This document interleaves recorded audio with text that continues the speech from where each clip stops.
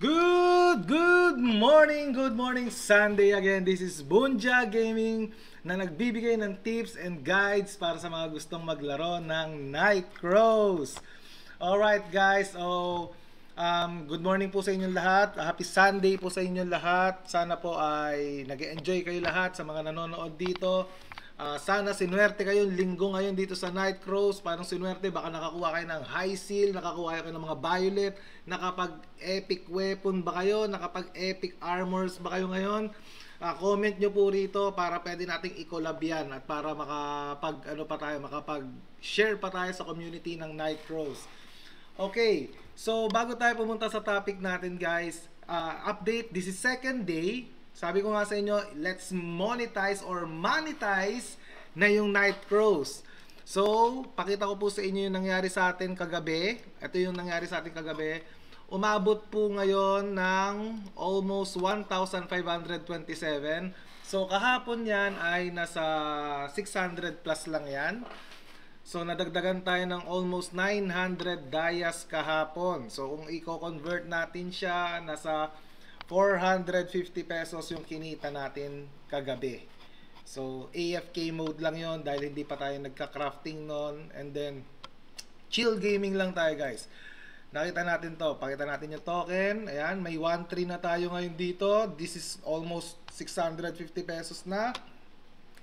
Kaso lang, ayaw pa rin mag-75 para ma-mint na natin yan at maging pera na natin yan. Pero habang hinihintay natin mag-0.75 yon, syempre, ipon lang tayo ng dayas, diba? So ngayon, nandito ako ngayon sa Wetfoot Forest. Dito tayo nagpapa-level at dito natin iniiwan yung character natin. Pero of course, medyo masakit pa yung kalaban dito. Kaya, iniiwanan ko siya mga around 2 hours. Okay na yun. Tapos, ibibili ulit tayo ng pots. Then, iwan ulit natin dito. Maganda yung mga loots dito. Ang gaganda ng mga nakukuha natin dito. Yung iba, binenta ko na agad. Okay. So, pag-usapan natin guys, yung Tier 2 weapon. Ito ha, Tier 2 weapon. Pakita ko po sa inyo. So, hindi pa ako nakakapag-create nun dahil sabi ko nga po sa inyo na nagkaroon ako ng kamalian doon sa isang post ko regarding sa papyrus na ipunin nyo.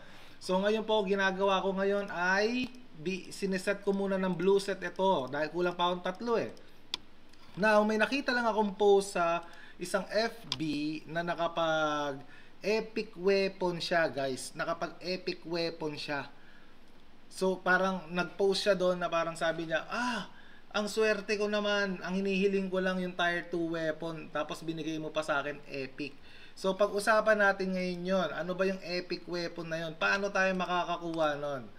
Alright, so let's go. Pabilisin na natin. Let's go to specialized craft. Depende po yan. Ako pinili ko po rito ay prosperity. Now, ang problem ko, hindi ako makakapag-create nitong 1. Itong example, itong Iskanina 1. Okay. Itong mga Celano 1, hindi tayo makakapag-create niyan. Dahil wala po tayo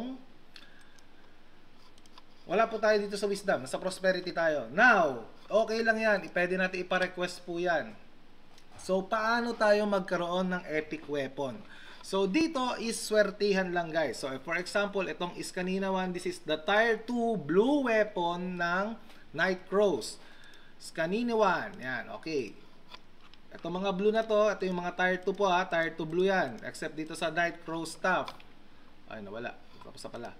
Okay. So, for example, ang pipiliin natin, pag-ipunan natin yung maganda-ganda na, sabihin natin itong Celano stuff, yung may MP regen, may ACC, may basic damage. Okay, sabihin natin ma-plus 7 din natin siya. Nakita nyo, ang ganda ng dagdag. 1:40, plus 10 agad yung damage. Yung ACC niya, plus 5. MP regen niya, may MP regen times 7. And basic damage tayo. Meron tayong additional 1 dito. Now, bigyan natin ngayon, paano siya magiging epic? Pag magpapa-request po kayo guys, tandaan nyo ha, kung magpapa-request po kayo, i-click nyo po yung request nyo sa professional. Kasi may chance po siya na mag-great success at maging epic po yung ipapacraft nyo. So, ngayon, kung maging house of... okay. Ano nangyari sa sarito? Dami atang ginagawa karakter ko ngayon Okay, so example po niya, ano tayo ng Celano staff, nag-professional tayo, request tayo ng professional. Huwag kayong magre-request sa veteran ha guys, ha? Tandaan nyo, huwag kayong magre-request sa veteran. Professional po, pwedeng maging House of Grimaldi's staff siya. So kapag nakuha nyo yan, nag-epic yan, nakita nyo kung ilan ang dagdag nyan guys. Nakita nyo yan. Grabe yan. Ang sakit niyan. Masakit yan guys. So lahat po yan, House of Grimaldi staff, lahat po yan kapag inano nyo yan, lahat yan magiging House of Grimaldi staff yan. Kasi this is the tier 3 weapon. So ang kailangan dyan is, ano to? So hindi pa natin naalamin pa natin yan. So Grimaldi is the tier 3 weapon dito sa Nightcrow.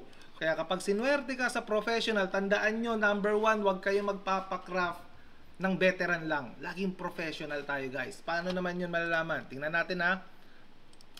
So sa mga request, makita nyo rito sa send request, ay sa crafting, nakita nyo, kinukuha nila example nito, expert. Fighters, jewel, expert lang ang pwede.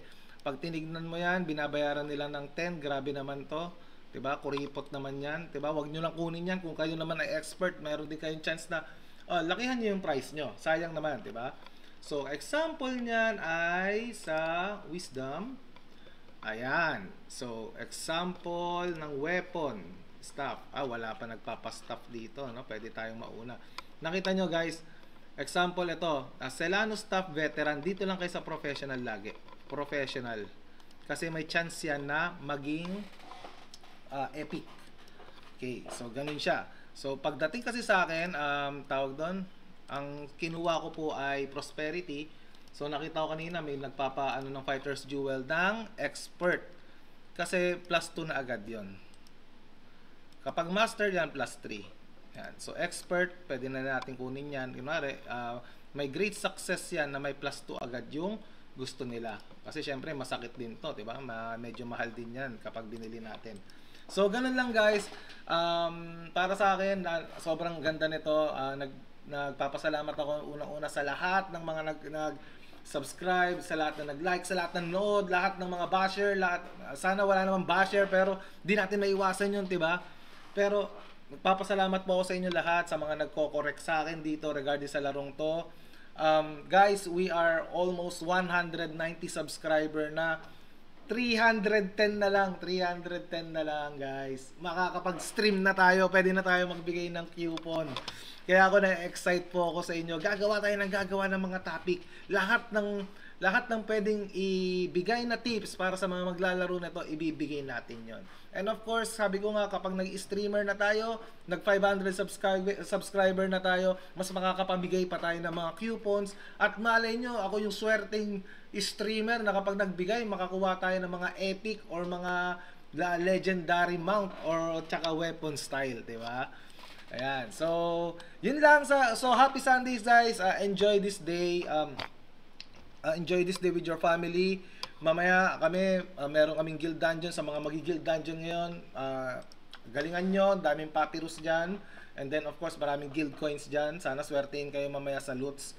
And then, see you tomorrow guys. And then, happy Sunday ulit. Thank you so much. Thank you so much. Bye-bye.